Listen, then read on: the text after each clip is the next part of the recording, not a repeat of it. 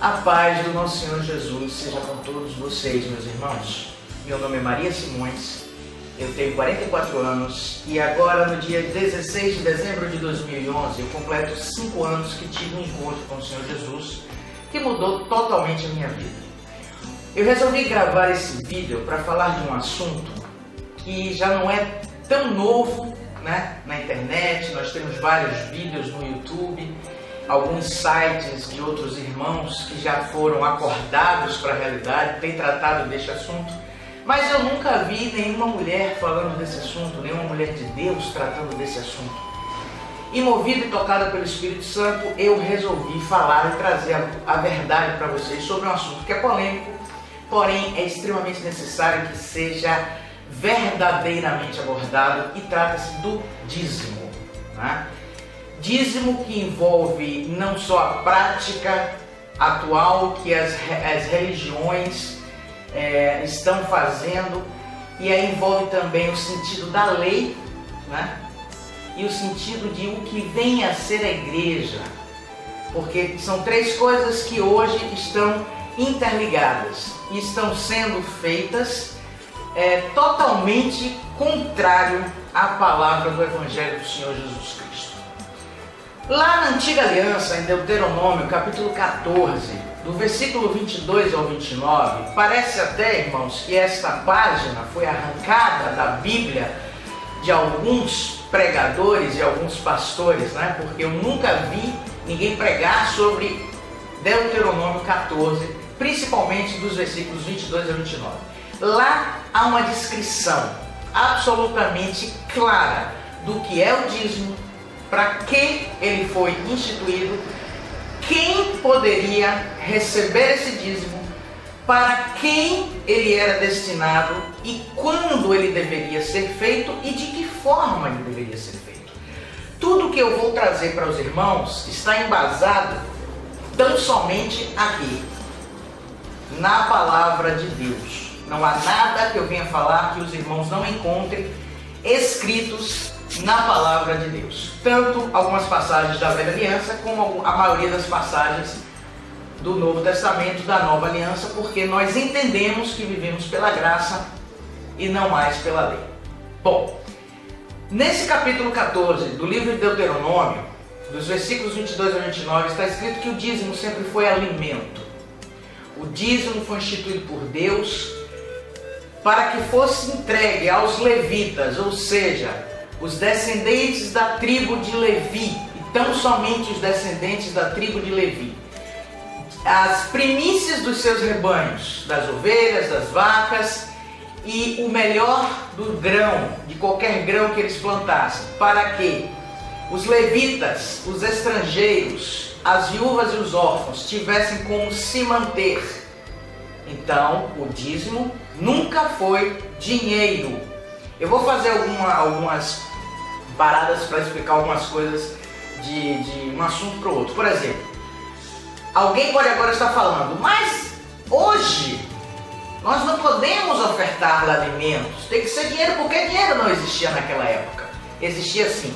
No próprio versículo 24 desse capítulo 14 de Deuteronômio está escrito que quando a pessoa que fosse levar o seu dízimo até os sacerdotes, até os levitas, ela estivesse distante da casa do Senhor, do tabernáculo de Deus, ela venderia aquele dízimo, ataria, a palavra em algumas traduções tem colocaria, na tradução que eu tenho tem ataria o dinheiro, a palavra é clara, e também já se cita dinheiro no livro de Gênesis, na sua mão, ou seja, não é para dar, mesmo que o dízimo fosse hoje legal, não seria para dar dinheiro na mão de nenhum sacerdote. Ata a sua mão, compra com esse dinheiro tudo, chegando lá no local, chegando ao local, você vai comprar tudo que você quiser, que a sua alma se agradar, e vai ofertar e vai também comemorar com os seus.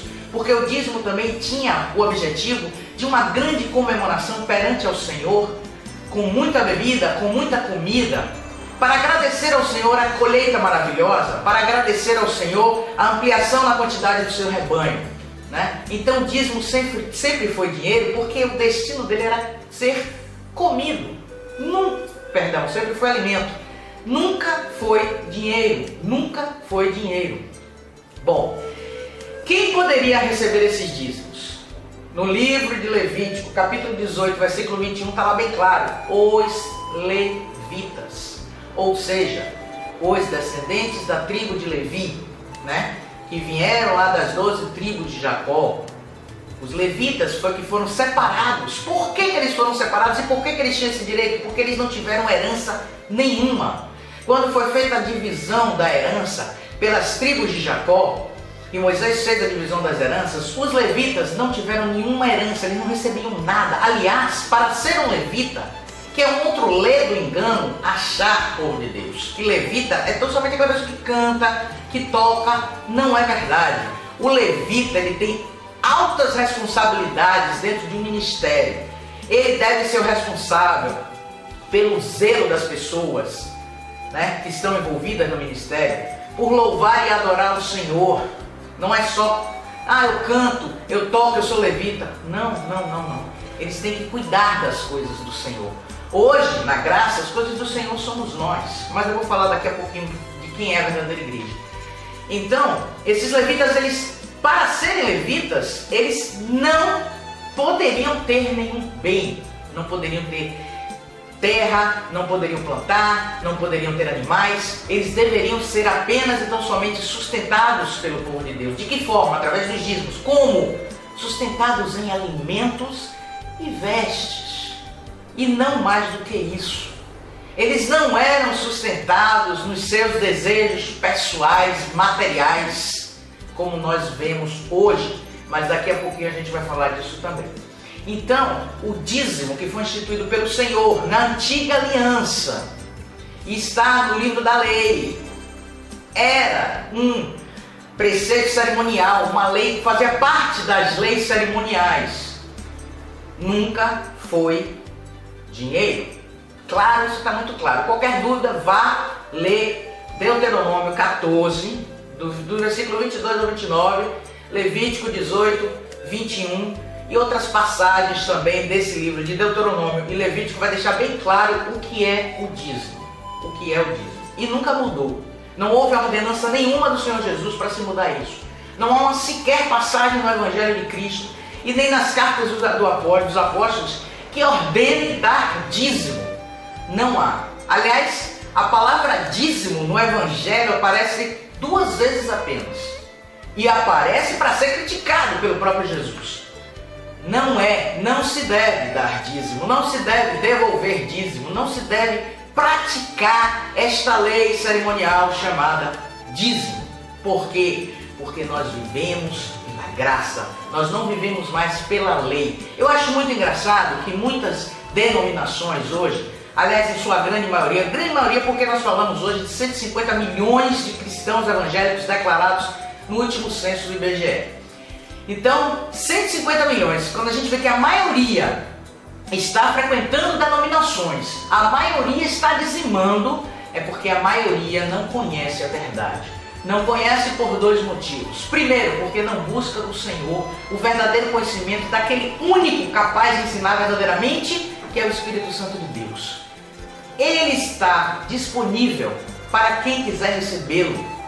A palavra do Senhor diz que Deus dá o Espírito Santo a quem o obedece.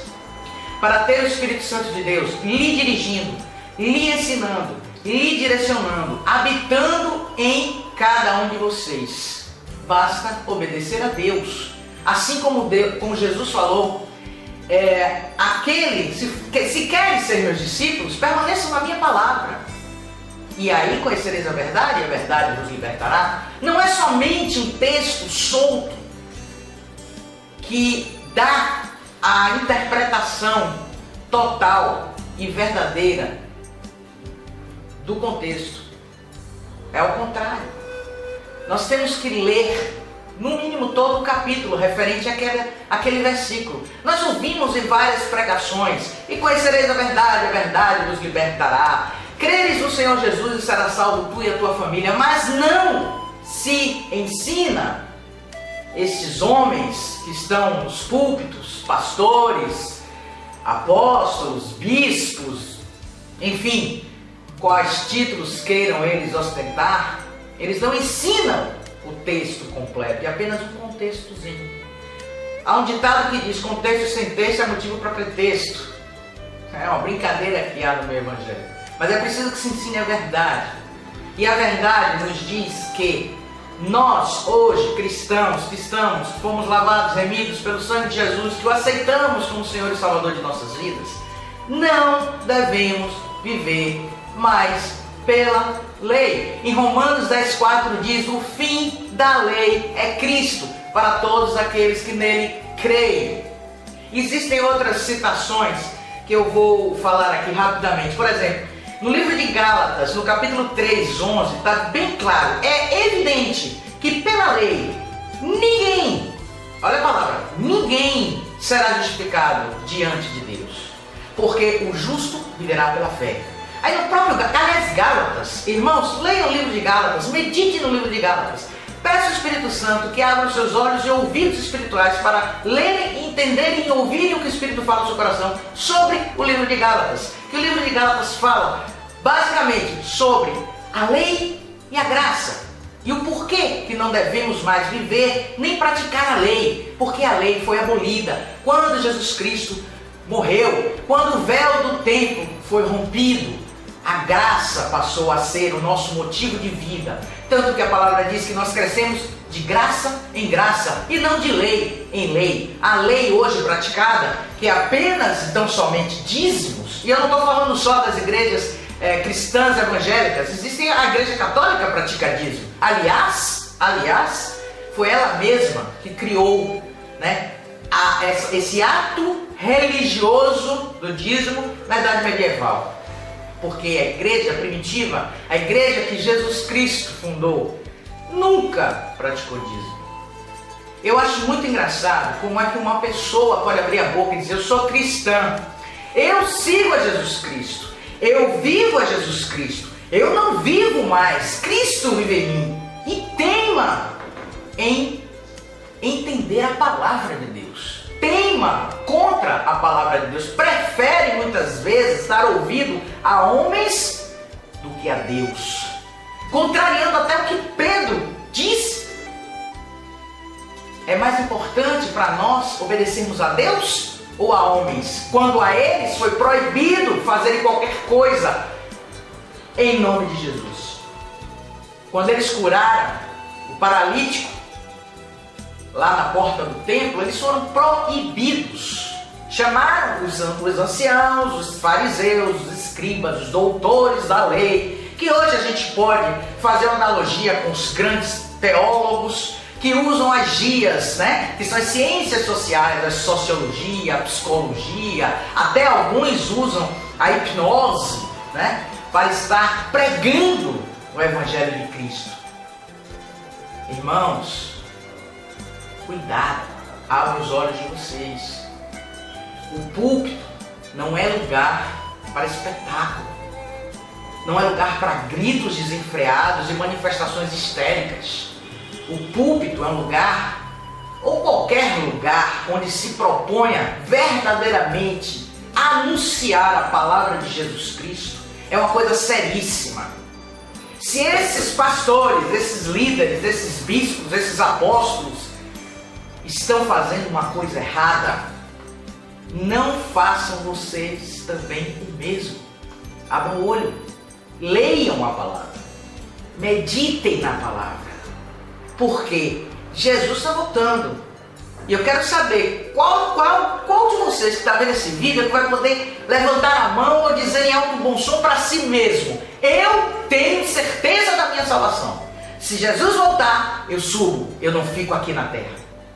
Isso é muito sério, muito sério. Bom, lá em Gálatas 3:8 está escrito assim: ora, tendo a Escritura previsto que Deus havia de justificar pela fé os gentios, que somos nós, né? Somos herdeiros da promessa abraâmica, né? Nós, anunciou primeiro o Evangelho a Abraão, dizendo: todas as nações serão benditas em ti. Por que Abraão? Irmãos, a promessa que foi feita por Deus a Abraão, que o justo viveria da fé, que a fé seria a base do nosso crescimento em Cristo Jesus, foi feita a Abraão 430 anos antes da lei. Como é que agora a gente pode aceitar que se cumpra a lei, que se peça dízimo, que se guarde sábado, que tenham preceitos religiosos, rituais? Hoje o que nós vemos dentro dessas denominações são liturgias que estão desde a época de Calvino, uma coisa que não muda. Jesus nunca foi litúrgico. Onde na palavra vocês viram Jesus tendo um ritual a seguir, seguindo um ritual, pedindo dízimo a alguém? Paulo disse: sedes meus imitadores como eu sou de Cristo.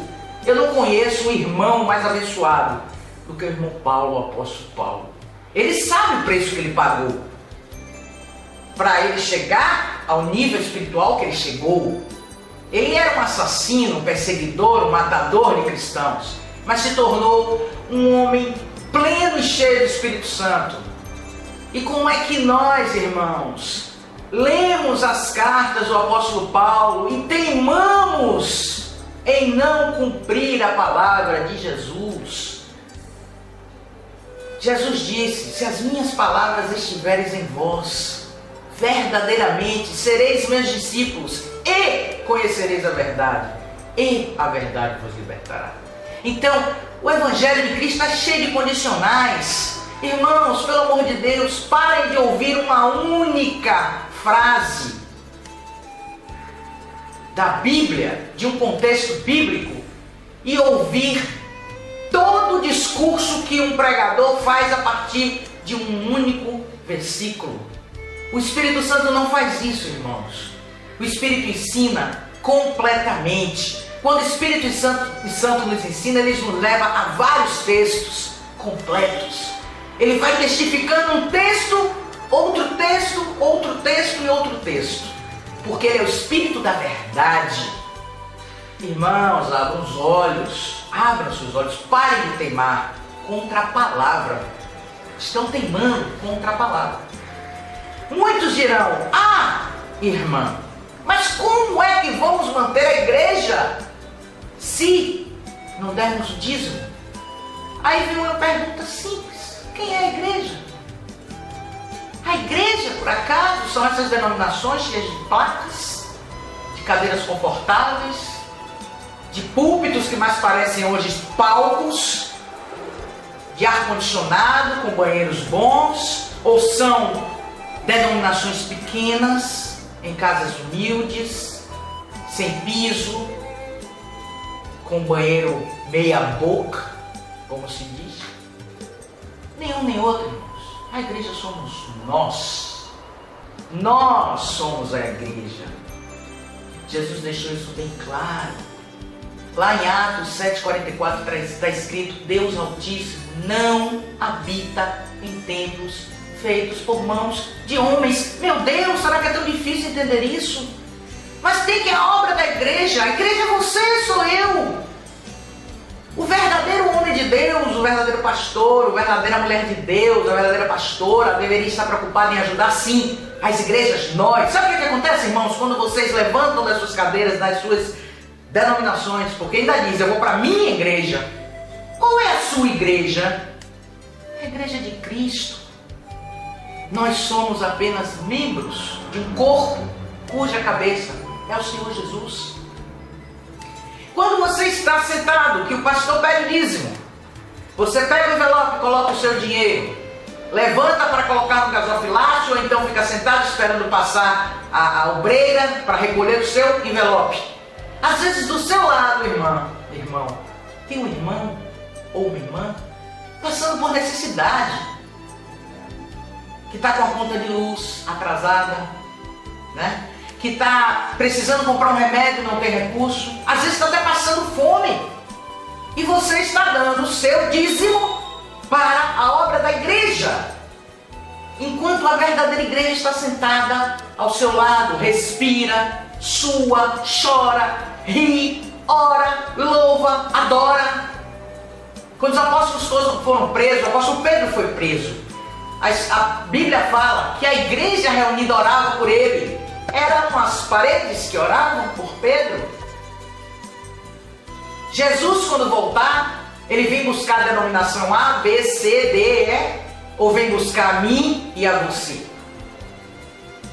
O dízimo nunca deveria ser cobrado porque nunca foi dinheiro. E as ofertas alçadas, que devem ser dadas deliberadamente de coração, porque assim agrada a Deus, quando se dá com alegria, está lá em 2 Coríntios capítulo 9, deveriam ser distribuídas para todos os membros necessitados, porque a igreja primitiva assim fazia.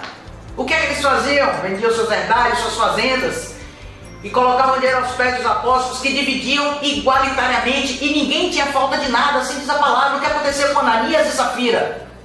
Aquilo ali foi um exemplo que Deus deu, fulminando-os, matando-os, para que não se repetisse aquilo. Mas infelizmente aquilo se repetiu, porque o inimigo entrou no coração de alguns, causando a pior desgraça que pode acontecer na vida de qualquer cristão, de qualquer congregação, é a divisão. A placa A, a placa B, a denominação tal. Irmãos, vocês têm ideia da quantidade de placas denominacionais que nós temos no Brasil? Nós somos o segundo maior povo cristão do mundo. E eu conheço muitos e muitos irmãos passando muita necessidade, porque eles não são assistidos pela igreja, pela denominação. Por isso que não deve se dar dízimo, porque a igreja somos nós. Pastores, bispos, apóstolos, cuidem da sua igreja, do seu rebanho, que é a verdadeira igreja de Cristo. A própria palavra diz que as nossas necessidades devem ser comunicadas aos nossos irmãos. Por que a palavra diz isso? Por que o Evangelho diz isso? Por que diz? Para que nós sejamos saciados nas nossas dificuldades materiais. Por quem? Por todos. Sabe qual seria o correto, irmãos? Um lugar onde se congrega pessoas em nome de Jesus. Chega alguém deliberadamente, às vezes nem cristão. Deus usa alguém como seu objeto, por exemplo, e diz: olha, pastor, eu senti um forte desejo no meu coração de vir aqui contribuir com 10 mil reais para vocês. Sabe o que o pastor deveria fazer? Distribuir esses 10 mil reais igualitariamente pela quantidade de pessoas que estão congregando ali. Esse deveria ser o papel correto, segundo as Escrituras, de um pastor, um homem de Deus. E não pegar os dízimos, como eles pegam, fazer um livro caixa, apresentar balancetes à igreja. Balancetes. Quem tem ouvidos que ouça. Já vi pastores botar a lista na porta da igreja de quem está dizimando e quem não está dizimando. Isso é coação. Isso é constrangimento. Eu participei. Eu fui de uma denominação 2 anos. Aliás, de 2 denominações. 2 anos. Mas graças a Deus, Jesus me tirou. Como tem tirado muitos e muitos. A revista Isto É, mês passado, fez uma matéria dizendo a quantidade crescente de cristãos evangélicos que estão saindo de dentro de denominações. E eu sou uma prova viva. Há vida em Cristo fora das denominações. Há vida em Cristo fora das denominações. Não há vida fora de Cristo. E tem muita gente dentro das denominações fora de Cristo, fora de Jesus, ouvindo uma coisa errada, fazendo coisa errada. Porque o que a palavra diz? Um cego que guia outro cego vão cair no abismo. A cegueira espiritual. Pastores, bispos, apóstolos, cuidado. Cuidado para vocês não fazerem parte de Mateus 7, 22 e 23. Aquele velho e conhecido texto. Senhor, Senhor, nós não profetizamos em teu nome? Não curamos os enfermos, não expulsamos os demônios em teu nome? E Jesus dirá abertamente: eu não vos conheço. E o resto do texto vocês sabem. Cuidado. Ainda é tempo de se arrepender verdadeiramente e praticar o verdadeiro evangelho de Cristo. Continuando. Tem mais e mais textos em Gálatas que provam que nós somos a igreja. Gálatas 5:1. Estais, pois, firmes na liberdade com que Cristo nos libertou. E não torneis a meter-vos debaixo de jugo da escravidão. A lei, irmãos, era uma lei de escravidão. A mulher adúltera era apedrejada e morta. As leis sabadistas, se não cumprissem, havia punições rigorosas. Aí agora vocês vão perguntar, mas Jesus, ele veio para cumprir a lei e não para destruí-la? Sim, Jesus estava se referindo às suas palavras quando ele disse, eu não vim para abrogar a lei, e sim para cumpri-la. Ele estava se referindo às profecias que foram ditas sobre ele. As profecias de Isaías, do próprio Moisés e de outros profetas sobre ele. E ele, as leis cerimoniais de circuncisão, de apresentação no templo, ele cumpriu. Maria, seu pai, ou Maria, sua mãe biológica, seu pai José biológico, cumpriram. Levaram ele até o templo, o profeta Simeão ouviu. Vocês sabem da história. Quer dizer, se leem a Bíblia. Então, a lei não deve ser mais cumprida. Sabe o que eu acho engraçado, irmãos? Eu acho uma coisa muito engraçada. Tem muitas denominações que querem e continuam pregando dízimo. Porém, só cumprem isso da lei. Não é interessante? Não cumprem toda a lei. Por que eles não cumprem toda a lei? Porque é impossível, nem judeu hoje pode cumprir toda a lei. Nem judeus. Não há mais tempo. Foi destruído 70 anos depois do nosso Jesus Cristo. Não há mais tempo. O judeu não pode cumprir todas as leis, nem que eles queiram. Ele não pode, não tem como. Engraçado essas denominações, né, ocidentais que nós temos aqui. Somente o dízimo. Não apedrejam adultos. Misericórdia. Não guardam sábados. Mas o dízimo, por que o dízimo? Só o dízimo. Isaías, eles são descritos como cães gulosos, insaciáveis. Sabe quem? Os pastores. Está lá, não sou eu que estou dizendo. O profeta Isaías que disse. Está lá Isaías. Eu vou evitar de dizer alguns capítulos e versículos para aguçar a curiosidade dos irmãos até de buscar e ler mais, procurar. Bom, então ficou esclarecido, creio eu, que o dízimo é pertinente à lei. A lei durou até Cristo, né? Romanos 10:4. E nós somos a verdadeira igreja do Senhor Jesus. Nós. E outra coisa, Paulo, uma certa vez, falou assim, eu e Barnabé poderíamos parar de trabalhar, poderíamos e viver da coleta aos santos. Essa coleta aos santos, para que não se deturpe, era ajuda às igrejas que estavam na Ásia, em todas as localidades onde Paulo passou, e os apóstolos passaram abrindo igrejas nas casas das pessoas, nas casas. Ele poderia, assim, essa coleta era alimento e veste, não era dinheiro. Não era para suprir as necessidades. E as necessidades básicas são alimentação e vestimenta. Tá? Jesus diz, ide pregar o evangelho a toda criatura. De graça recebestes, de graça dai. Não é para cobrar dízimo, para pregar. Não é para cobrar, para pregar. Pastores, não se, pregadores, evangelistas, não se cobra. Se recebe oferta voluntária, é outra coisa.